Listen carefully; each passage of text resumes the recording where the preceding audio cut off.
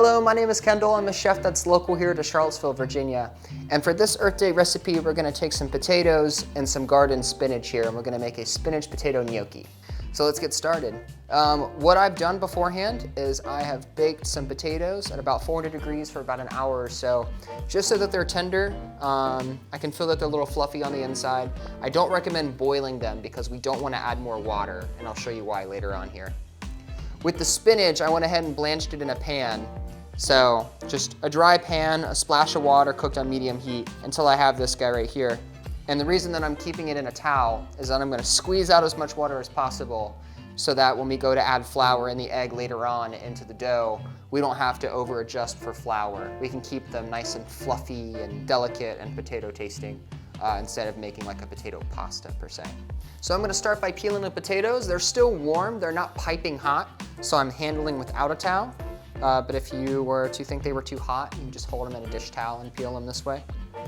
I'm not being overly careful. I do want to get as much of the potato as possible, but it would be far worse to get a bunch of potato skin or any uncooked pieces of potato.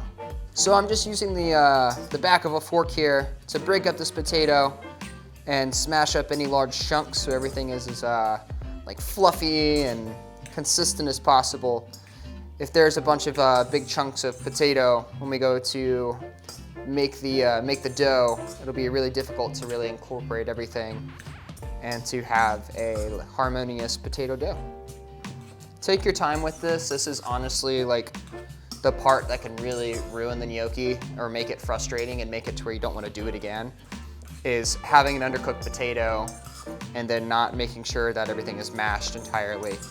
It's also good to take your time when you're mashing the potatoes because I can kind of feel how moist the potato is. And then while I'm mixing it, I'm kind of calculating in my head how much flour I'm gonna need at this point before I add in the spinach and the egg. So, and that just comes with practice and experience with making this dish. Now that the potato's been mashed, we're gonna focus on the spinach. I'm gonna take my spinach sitting in this towel, and I've already squeezed it once, but I'm gonna go ahead and squeeze it again. And if you look, you can even just see how much of that green spinach water is running out. And it's really important to take your time and work as much water out as possible. And then I'm gonna take my time and really chop it as thin as possible, run my knife through it probably 3 times or so.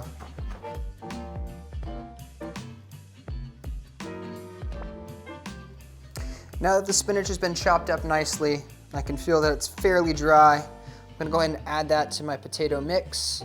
If you were to chop this and there was water running on your cutting board, or for any reason, if you weren't happy with the dryness of it, you could always put it in that towel and wring it out again. Best to be thorough at this particular point. So, gonna go ahead and season our mix here with some pepper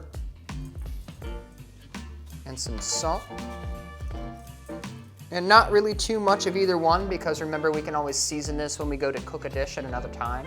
My farm egg that I've whipped, so I'm gonna go ahead and pour that in there next and take that fork from earlier and just kind of incorporate everything and mix everything up real nice.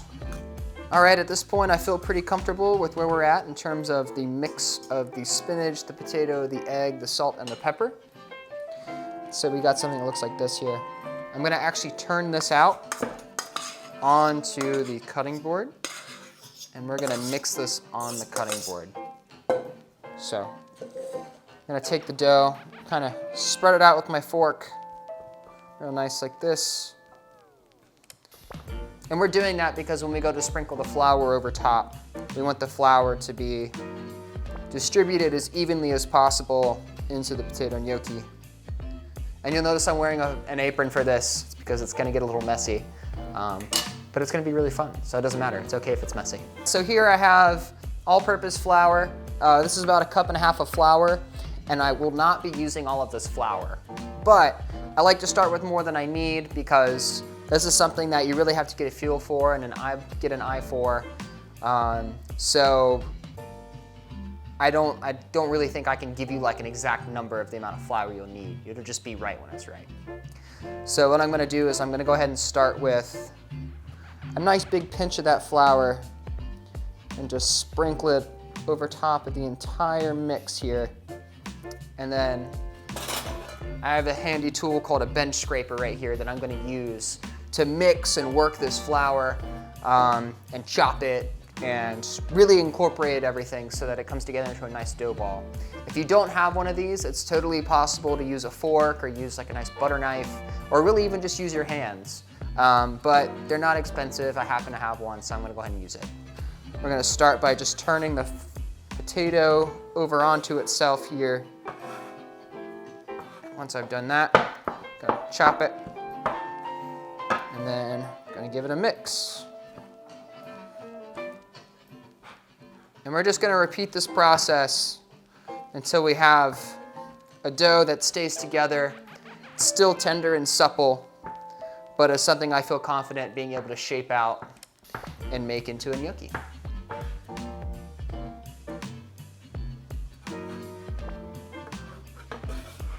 Once again, fold that over. Now I'm even gonna season the side a little bit, both ends, a little flour, just to kind of expedite that process. Fold it again, give it a knead. And when you knead this, you don't want to push so hard that you scrape all of that dough across your entire cutting board. You just want to give it a gentle knead, gentle fold, roll it on itself, push forward, pick it up, roll it on itself, push forward, etc. If you get way too assertive with kneading this, it'll just continue to come apart. You may be tempted to add too much flour, and then you may have a gnocchi dough that's a little too dense and ends up being a little too hearty. So at this point, I feel pretty good about where the dough is. And just for a point of reference, for 3 medium-sized russet potatoes, about a cup of packed spinach, and 1 egg, it's taken me about 3/4 of a cup of flour, maybe a little less. But I'm gonna use a little more to sprinkle on the cutting board so I can shape this correctly. So if you find yourself getting into like a cup of flour or more, you probably didn't wring enough moisture out of your spinach, or you might just be acting a little heavy-handed with the flour. And that's something that will just take a little time to get used to the way it should feel to feel correct. So now I've shaped the dough into a little bit of a log here, and I'm just kind of flouring the cutting board and rolling the dough in the log so it has a nice coating of flour around it. At this point, I'm gonna go ahead and cut it in half. Move that aside, and I'm just gonna work each side and kind of roll it like maybe you would like Play-Doh. I think that's what really like attracts this particular pasta to most people, is that it's pretty fun to shape and it's something that is pretty familiar. I'm gonna go ahead and cut it again. And the thickness is really up to you when it comes to how thick this rope's gonna be. I like my gnocchi to be a little more delicate and petite, and I like to eat a lot of them on a plate.